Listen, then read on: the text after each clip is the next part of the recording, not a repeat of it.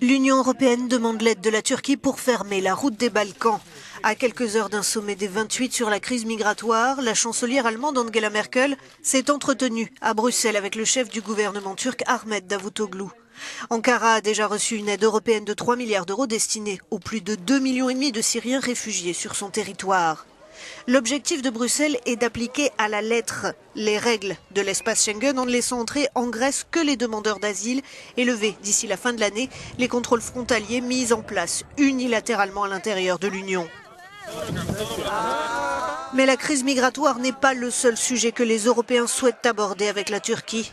Il sera également question de liberté de la presse quelques jours après la saisie des bureaux de Zaman.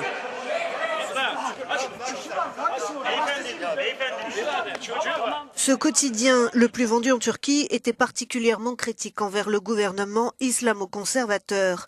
Inacceptable pour le président du Parlement européen Martin Schulz, qui a promis d'évoquer la question avec le Premier ministre turc. Zaman est devenu, en moins de 48 heures, un journal de propagande de la majorité selon l'opposition, qui n'a pas manqué d'ironiser sur la visite d'Ahmet Davutoglu entre crise migratoire et remise en cause de la liberté de la presse.